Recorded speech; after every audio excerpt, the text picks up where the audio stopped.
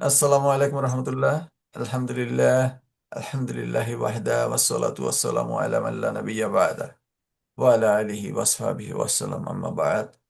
ফাউযু বিল্লাহি মিনাশ শাইতানির রাজিম। আলহামদুলিল্লাহ, আজকে আমাদের মাঝে শায়েখ আহসান হাবিব মাদানী শায়েখ আমাদের মাঝে উপস্থিত আছেন। শায়েখ শায়েখ মদিনা ইসলামী ইউনিভার্সিটি থেকে অনার্স করেছেন ইসলামিক লতে এবং মাস্টার্স করেছেন জগন্নাথ বিশ্ববিদ্যালয়ে এবং ডাবল কামিল তাফসির ও হাদিসে। এবং তিনি বর্তমানে প্রিন্সিপালের দায়িত্বে আছেন সালমা রহমান ইসলামী একাডেমি নওগাঁতে। আজকে শায়েখ যে বিষয়ে আমাদের সাথে শায়েখ নসিহা করবেন এবং আলোচনা করবেন, বিষয়টি হচ্ছে রমাদানের ফজিলত। আমি শায়েখকে বিনীত অনুরোধ করছি, শায়েখ ইনশাল্লাহ এখন শুরু করে দিবেন। জি, আসসালামু আলাইকুম রহমতুল্লাহি বারাকাতুহু। আসসালামু আলাইকুম ওয়া রাহমাতুল্লাহি ওয়া বারাকাতুহু। ওয়ালাইকুম আসসালাম ওয়া রাহমাতুল্লাহি ওয়া বারাকাতুহু। আলহামদুলিল্লাহি ওয়াহদা ওয়াসসালাতু ওয়াসসালামু আলা মান লা নাবিয়্যা বা'দা।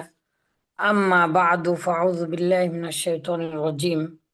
বিসমিল্লাহির রহমানির রহিম। শাহরু রমাদানাল্লাযী উনজিলা ফীহিল কুরআনু হুদাল লিন-নাসি ওয়া বায়িনাতিন মিনাল হুদা ওয়াল ফুরকান ইলা আখিরিল আয়া। আলহামদুলিল্লাহ, আল্লাহ তাআলার প্রশংসা, যিনি আমাদেরকে শ্রেষ্ঠ সময় দান করেছেন এবং সকল শ্রেষ্ঠের শ্রেষ্ঠ দিন, শ্রেষ্ঠ মাস, শ্রেষ্ঠ সময়, শ্রেষ্ঠ গ্রন্থ, শ্রেষ্ঠ নাবী, শ্রেষ্ঠ উম্মত, সকল কিছুর শ্রেষ্ঠত্ব দান করেছেন। আলহামদুলিল্লাহ। মুহাম্মাদুর রাসূলুল্লাহ সাল্লাল্লাহু আলাইহি ওয়াসাল্লাম, যিনি এই রমজানকে কেন্দ্র করে আগের থেকে, রমজানের মাসের আগের থেকে তিনি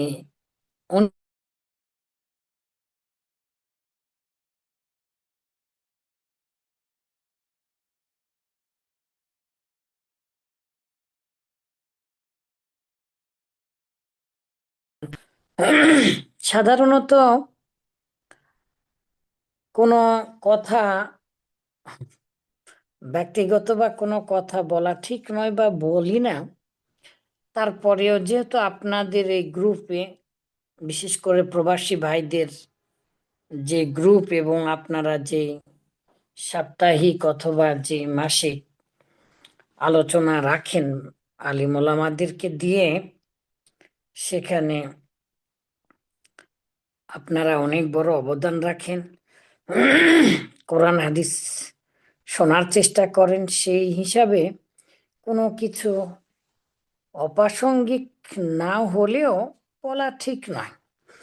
তো কোরআন হাদিসেরই আজকে আলোচনা করবো ইনশাল্লাহ। তারপরেও আমার গ্রামের ছোট ভাই আছে, খুব প্রিয় একজন ব্যক্তিত্ব, ইনশাল্লাহ আসলে দিন প্রচার করবেন। আমার বিষয়ে অনেক কথা বলেছেন। আমরা পীর বংশ, ছোটবেলায় 99-এ হাফেজ হবার পরে ভারতে ছিলাম, সেখান থেকে এসে আবার সান্তাহার, তারপরে বগুড়া, তারপরে আহ মিশকাত পড়ার পাশাপাশি যে যখন নওদাপাড়াতে ভর্তি হলাম, নওদাপাড়া থেকে আবার রাজশাহী 6 দিন ক্লাস করে রাজশাহী বিশ্ববিদ্যালয় আর ঘেন্নাই বলা যেতে পারে, আর ক্লাস করিনি।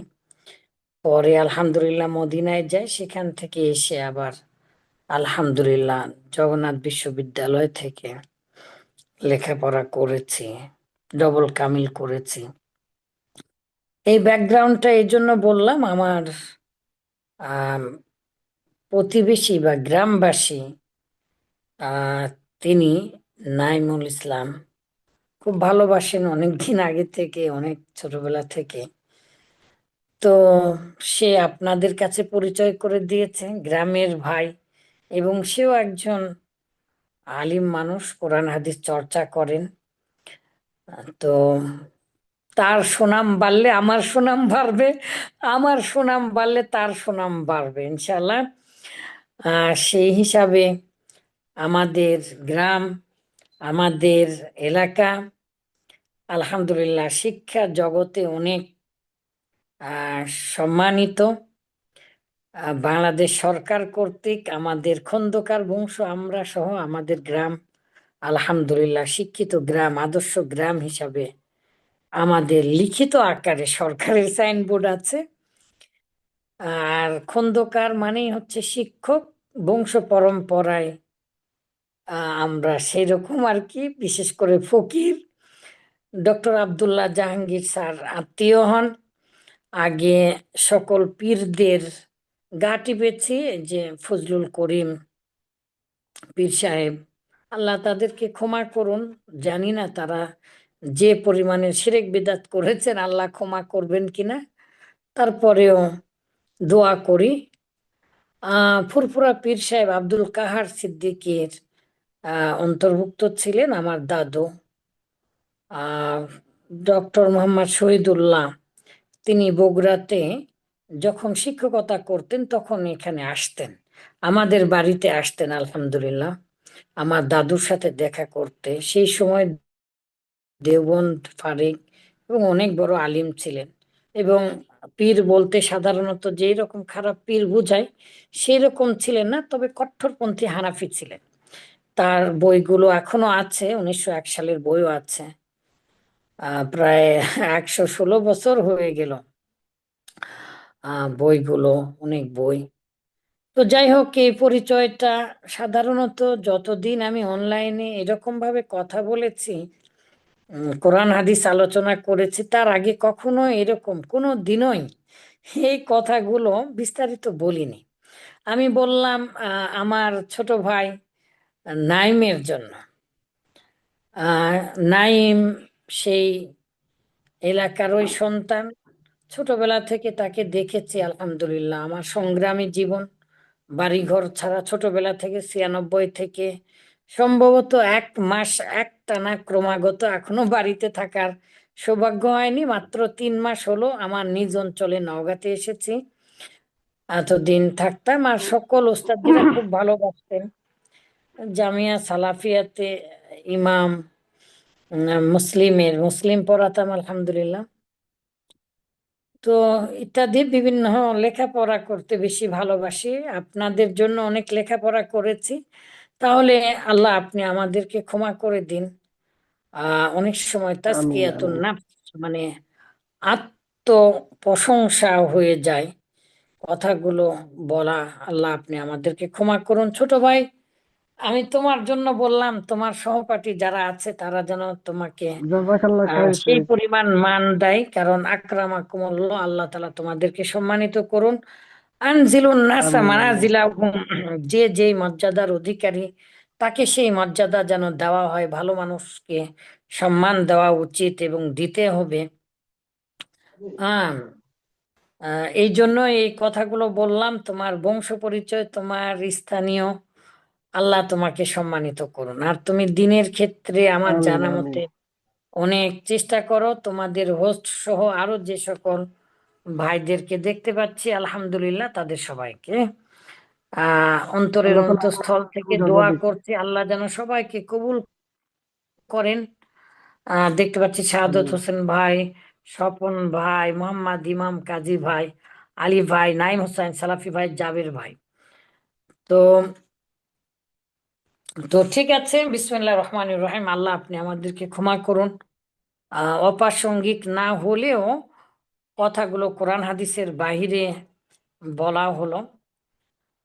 মহান আল্লাহ তাআলার ইচ্ছায় আজকের বিষয় আমাকে দেওয়া হয়েছে রমজানের প্রস্তুতি বা রমজানের ফজিলত সম্পর্কে। তো রাসূলুল্লাহ সাল্লাল্লাহু আলাইহি ওয়াসাল্লাম কিভাবে প্রস্তুতি নিতেন, কোন কোন প্রস্তুতিগুলো কোরআন হাদিসের বেশি আকরাব মানে নিকটবর্তী, এবং কোনগুলো প্রাধান্যযোগ্য ইবাদত বা প্রস্তুতি, আর রামাজান এলে কি কি করা দরকার, এবং রামাজানের ফজিলত। এক কথায় রাসূলুল্লাহ সাল্লাল্লাহু আলাইহি সাল্লাম কোন প্রস্তুতিগুলো গ্রহণ করতেন রামাজান মাসে এবং রামাজানের ফজিলত। তো প্রথমেই আমরা শুরু করি, পৃথিবীতে যে জিনিস যত ভালো সেই জিনিসের তত আবার আছে কালো। পৃথিবীতে যে জিনিস যত কম পাওয়া যায় সেই জিনিসের মূল্যমান বা মূল্যবান হয় ওই জিনিসটাই, আর সেই জিনিসের মূল্যমানটা বেড়ে যায়। যেমন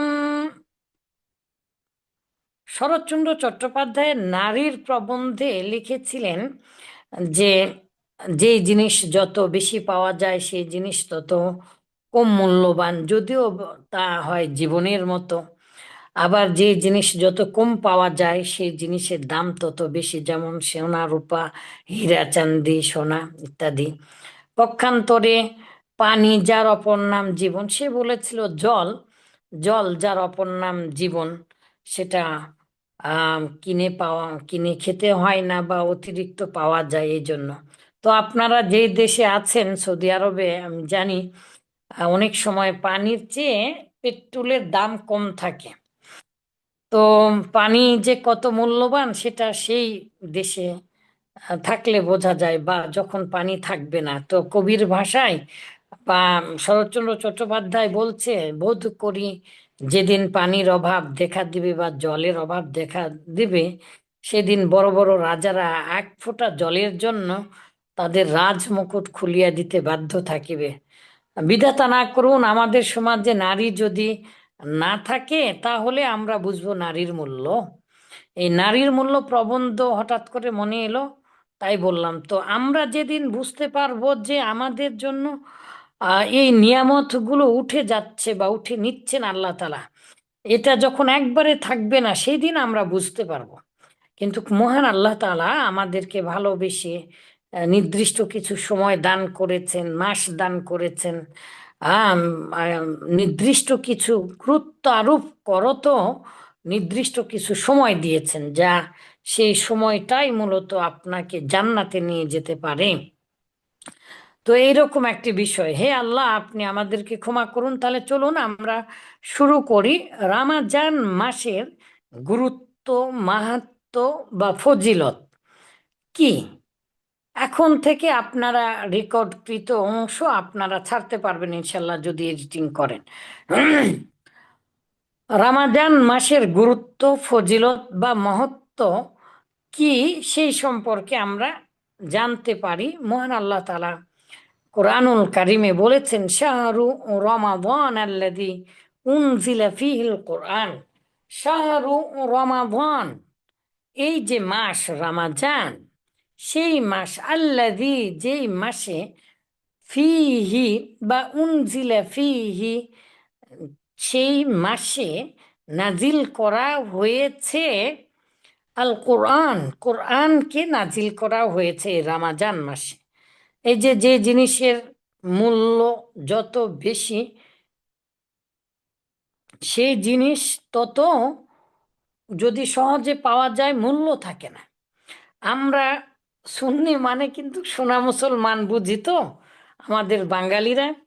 তো আমরা খুব বেশি সহজে পাওয়ার কারণে এই পৃথিবীর সর্বশ্রেষ্ঠ মাসকে বন্দি করে ফেলেছি, এবং এই মাস মূল্যবান হওয়ার কারণে এই মাস যেমন আমাদেরকে জান্নাতে নিয়ে যায়, এই মাস আবার আমাদেরকে জাহান্নামে নিয়ে যায়। তাই তো এই মাসের 3 মাস আগের থেকে আমরা বেদাতি দোয়া দিয়ে শুরু করি, বলি আল্লাহুম্মা রজবা ও শাবান ও বাল্লিগনা রমাদান। হে আল্লাহ আপনি রজব মাস পার করে, শাবান মাস পার করে আপনি আমাদেরকে রমাজান মাসে পৌঁছে দিন। এই দোয়াটা, এই হাদিসটা নিতান্ত জয়ীফ এবং আমল যোগ্য নয়। সুতরাং এটা আমরা মিম্বারে উঠে যে বলি, বিশেষ করে আমাদের বাংলাদেশের 90% বা 90টি মসজিদে শতকরা আমরা দেখতে পাই যে আহ, এই খুতবাতুল আহকামে লিখিত এই দোয়াটাও পড়া আছে বা লেখা আছে, আর আমরা সবাই এই দোয়া পড়েই খুতবা শুরু করি। তো দেখেন, রামাজান আমাদেরকে জান্নাতে নিয়ে যাবে, সেই রামাজানে আবার কিভাবে 3 মাস আগের থেকে বেদা, আর রামাজানের প্রায় 41টা মারাত্মক প্রচলিত বিদাত আছে, সেগুলো আমরা পরে অন্য কোনো দিন জানবো ইনশাল্লাহ। তাহলে এই মাসটা কেন এত গুরুত্বপূর্ণ? আল্লাহ তাআলা নিজেই বলছেন, কোরআন উনজিলা ফিহিল কোরআন, এই রামাজান মাসে কোরআন নাজিল করা হয়েছে। এই জন্য এই রামাজান মাস এত মুবারক। তো রাসূলুল্লাহ সাল্লাল্লাহু আলাইহি ওয়াসাল্লাম বলেছেন, শাহরুন মুবারাকুন, এই মাস হচ্ছে বরকতপূর্ণ মাস, পবিত্র মাস এবং রহমত নাজিলের মাস। যে হাদরাকুম, তোমাদের কাছে উপস্থিত হচ্ছে, তোমরা সেটাকে স্বাগত জানাও। রামাজান মাস, এই রামাজান মাসের জন্য রাসূলুল্লাহ সাল্লাল্লাহু আলাইহি সাল্লাম রজব থেকে দোয়া না করলেও হাদিসে আমরা পাই না, তবে শাবান মাস, যেটা আর কয়েকদিন বাকি আছে, এই শাবান মাসের গোটা মাসই প্রায় তিনি সিয়াম সাধনা করতেন। যেহেতু এটা শাবান মাসের করণীয় বর্জনীয় নয়, তাই বিস্তারিত বলছি না। তবে রাসূলুল্লাহ সাল্লাল্লাহু আলাইহি সাল্লাম এই শেষের কয়েকদিন, 2 দিন 3 দিন অথবা ততোধিক, এই শেষের 2-1 দিন তিনি সিয়াম থাকতেন না। রাসূলুল্লাহ সাল্লাল্লাহু আলাইহি সাল্লাম এক টানা প্রায় কোনো বছরের কোনো মাসেই তিনি সিয়াম সাধনা করেননি, এই শাবান মাসে করেছেন। আর এই শেষের 2-3 দিন আবার তিনি সিয়াম সাধনা করেননি, যদিও বা নির্দিষ্ট দিন আমরা জানি না, হাদিস কোরআনে পাওয়া যায় না, তবে শেষের কয়েকটা দিন আছে, 2, 3, 4 এইরকম দিন তিনি আর সিয়াম থাকেননি, খাওয়া দাওয়া করেছেন এবং মোটা তাজা হয়ে শক্তি সঞ্চয় করেছেন। আর এই রামাজান মাসটা হচ্ছে রামাজান মাসের আগের এই চলমান মাস, ট্রেনিং। তো রাসূলুল্লাহ সাল্লাল্লাহু আলাইহি সাল্লাম এটা করেছেন, কারণ রামাজান হচ্ছে একটা গুরুত্ব যদি আপনি না দেন, ওই জিনিস, ওই মহামূল্যবান জিনিস হলেও তার ভ্যালুয়েবল বা ভ্যালু বা যেটাকে মান বলা হয়, এটা কমে যায়। আপনি যদি গুরুত্ব দেন একটা সামান্য কিছু জিনিসেও, সেই সামান্য জিনিসটাই মহামূল্যবান হয়ে যায়। আর মহামূল্যবান গুরুত্বপূর্ণ জিনিস, সেটাকেও যদি আপনি গুরুত্ব না দেন, তাহলে সেটার মান কমে যাবে।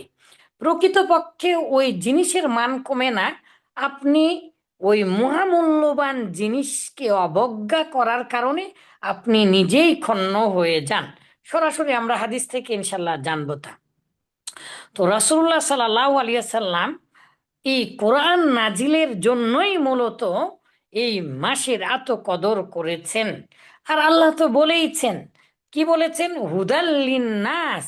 এই যে এই কোরআনটা, এই রামাজানটা, এই যে কোরআনের মধ্যে রামাজানের সিয়াম সাধনা করাটা, এই রামাজান মাসের সিয়ামকে ফরজ করে দেওয়াটা, এটা মানুষের হেদায়েত। আর এটা লাআল্লাকুম তাত্তাকুন, যাতে করে তোমরা মুত্তাকি, তাকওয়াবান হতে পারো। মুত্তাকি কি জিনিস? অনেকগুলো শর্ত আছে, তার মধ্যে প্রত্যেকটা ধাপে ধাপে বা পা ফেলানোর সময় সে যেন মনে করে হাজারো কাঁটা বিছানো আছে, এমন সতর্কতার সাথে প্রত্যেকটা সেকেন্ড মিনিট সে ব্যয় করবে আল্লাহর ভয়ে, সেই হচ্ছে মুত্তাকি। যেমন মুত্তাকি ছিলেন আলী রাদিয়াল্লাহু তাআলা আনহু। আপনারা কি পরিমাণ মনোযোগ দিয়ে শুনছেন জানি না, রাসূলুল্লাহ সাল্লাল্লাহু আলাইহি সাল্লামের কোরআন হাদিসের কথা চলছে, সেই পরিমাণ মনোযোগ দিন। যেমন মনোযোগ এবং চিন্তা করতেন আলী রাদিয়াল্লাহু তাআলা আনহু, একজনকে একেবারে হত্যা করবে, তরবারি উঠিয়েছে, একবারে মারবে, কাল্লাটা বা তার মস্তক দ্বিখণ্ডিত হয়ে যাবে, কিন্তু কাফের নিচ থেকে থুতু দিয়েছে। তো থুতু দেওয়ার কারণে আলী রাদিয়াল্লাহু তাআলা আনহু তাকে আর হত্যা করলেন না, তিনি ছেড়ে দিয়ে চলে যাচ্ছিলেন। তো কাফের নিচ থেকে উঠে বলছে, হে আলী, শোনো, তুমি আমাকে কেন হত্যা করলে না? আমি তো তোমার মুখে থুতু দিলাম, তোমার তো আরো রাগ ক্রোধান্বিত হয়ে আমাকে ক্ষতবিক্ষত করে ফেলা দরকার। তো তুমি আমাকে কেন হত্যা করলে না? তুমি বলছিলেন আলী রাদিয়াল্লাহু তাআলা আনহু, আমি তো আল্লাহর জন্য তোমাকে হত্যা করতে এসেছি। তুমি আমার সাথে যুদ্ধ করতে এসেছো, আমি যুদ্ধ করছি। আল্লাহর জন্যই আমি তোমাকে হত্যা করতে চেয়েছিলাম, কিন্তু তুমি যখন আমার মুখে থুতু দিলে তখন আমার রাগ সৃষ্টি হয়েছিল। প্রচন্ড রাগ তোমার উপরে, তোমার প্রতি একটা ঘৃণা জন্মেছিল। মনে হয় তোমাকে আরো ক্ষত বিক্ষত করে ফেলি। কিন্তু আমি যদি তোমাকে হত্যা করি ওই রাগান্বিত অবস্থায়, তাহলে আমি আল্লাহর কাছে কি জবাব দিব? আল্লাহ যদি বলেন আমাকে যে তুমি আমার জন্য তাকে হত্যা করেছো নাকি তোমার রাগ নিয়ে তুমি হত্যা করেছো, তো আমি আল্লাহর কাছে কি জবাব দিব? এই জন্য তোমাকে আর আমি হত্যা করিনি। সেই কাফের হতবান্বিত হয়েছে, আশ্চর্যান্বিত হয়ে তিনি বললেন যে তুমি যে আল্লাহকে ভয় করছো সেই আল্লাহকে আমি ভয় করতে চাই। যে আল্লাহর জন্য তুমি আমাকে হত্যা না করে ছেড়ে দিচ্ছ সেই আল্লাহকে আমিও চিনতে চাই। সম্মানিত দিনী ভাই, আসুন। তো আল্লাযী উনজিলা ফীহিল কুরআন হুদাল লিন্নাস ও বাইয়িনাতিম মিনাল হুদা ওয়াল ফুরকান। আর এই কোরআন বা এই কোরআনের মধ্যে এই রমজান মাস সত্য মিথ্যার পার্থক্য করে দিবে। কোরআন যেমন সত্য মিথ্যার পার্থক্য করে, একজন মানুষ ভালো নাকি খারাপ, সে জান্নাতে গেল নাকি গেল না, এটা এই রমজান মাস করে দিবে। ফামান শাহিদা মিনকুম শাহর ফালিয়াসুম। ফামান শাহিদা, আর যে ব্যক্তি পেল, দেখা পেল, এই মাসে পৌঁছে গেল, মিনকুম তোমাদের মধ্যে, ফালিয়াসুম সে যেন, মিনকুম শাহর এই মাস যে পেল, ফালিয়াসুমহু সেই মাসে সে যেন সিয়াম সাধনা করে। সিয়াম ফরজে আইন এই মর্মে প্রায় 5টি আয়াতে আলোচনা এসেছে, এবং এটা আদম আলাইহিস সালাম থেকে নিয়ে সর্বশেষ কিয়ামতের দিন পর্যন্ত, বা যতদিন ইসলাম থাকবে ততদিন পর্যন্ত এই বিধানটা থাকবে। সিয়াম যে শুধু ইসলামে গুরুত্বপূর্ণ বিষয়টা এরকম নয়। সিয়ামের মতো যে সকল ইবাদত আছে, সারাদিন না খেয়ে থাকা, যেমন রোজা, তবে অনেক কিছুই পাপাচার করা যায়। সারাদিন শুধু আহ শুকনা জিনিস খেয়ে থাকা হিন্দুদের সিয়াম। আবার আপনার সেই ব্রাজিলের আমাজনের কিছু আদিবাসীরা আছে, মেরে ফেলার আগে প্রায় 15-16 দিন ধরে মানুষের হাত পা বেঁধে রাখা, তাদেরকে রোজা রাখায়। তারপরে তারা যখন পেটে আর শরীরে কিছু থাকে না, তখন সেখান থেকে নেমে জীবিত অথবা মৃত তাদেরকে খেয়ে ফেলে দেওয়া। এরকম অসংখ্য পৃথিবীতে বিভিন্ন ধর্মে, বিভিন্ন গোত্রে, স্থানে শতত বিভক্তে ও অতিরঞ্জন করে অসংখ্য রোজা আমাদের পৃথিবীতে আছে। কিন্তু সিয়াম মানে শুধু বিরত থাকার, অবশ্যই অর্থগত হচ্ছে বিরত থাকা, কিন্তু পারিভাষিক এমন একটি অর্থ আছে যা এই রমজান মাস জ্বালিয়ে পুড়িয়ে দেওয়া। রমজান শব্দের অর্থ জ্বালিয়ে পুড়িয়ে দেওয়া মনের কুপ্রবৃত্তি, মনের শুধু মানে যেগুলো হারাম জিনিস আছে, সকল প্রকার হারাম থেকে বিরত থাকার নামই মূলত হচ্ছে সিয়াম সাধনা করা, আত্মসংযমী হওয়া, মানুষ তার নিজেকে বিলিয়ে দেওয়া, নিজের কাছে নয় রবের কাছে নিজেকে উৎসর্গ করা, শুধুমাত্র আল্লাহ তাআলার সন্তুষ্টির জন্য।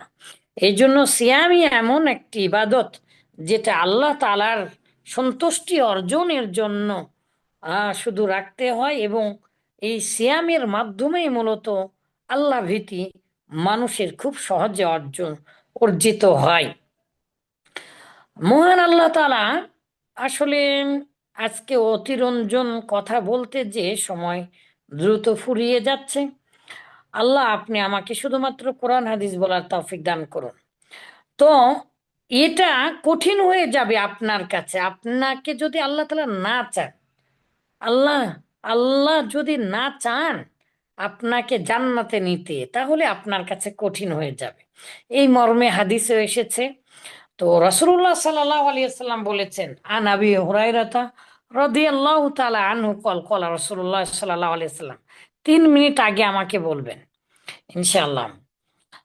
তো ইদা জা রমাদানু, যখন রমাজান চলে আসে, ফুতিহাত আবওয়াবুস সামা, তখন আসমানের দরজাগুলো খুলে দেওয়া হয়।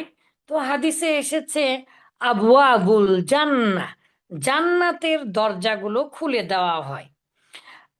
আর আহ আসমানের দরজাও দিনে খোলা হয়, আমরা জানবো ইনশাল্লাহ অন্যদিন আহ, কোন কোন বিষয়ে আর কোন ইবাদতের সময়ে আর কোন ইবাদত করলে জান্নাতের দরজা এবং আসমানের দরজা আপনার জন্য খুলে দিবেন, আর পৃথিবীর সমস্ত মাখলুকাত আপনার জন্য দোয়া করবে।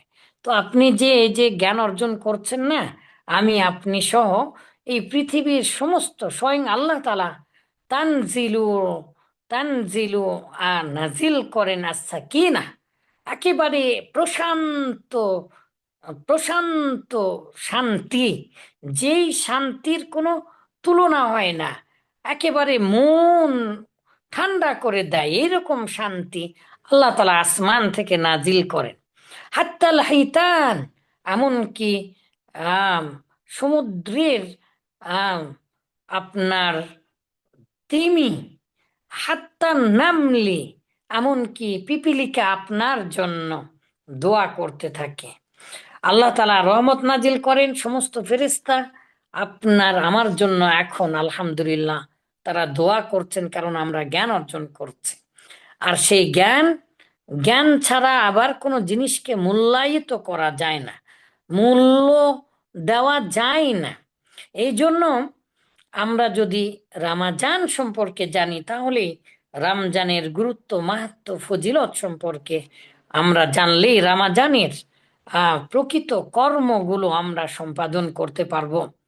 তো মহান আল্লাহ তাআলা আমাদের জন্য সহজ করুন। আল্লাহ তাআলা কি সহজ করে দিয়েছেন? আল্লাহ তাআলা বললেন তার নবীর মাধ্যমে, ফুতিহাত আবওয়াবুল জান্নাহ, জান্নাতের দরজাগুলো খুলে দেওয়া হয়।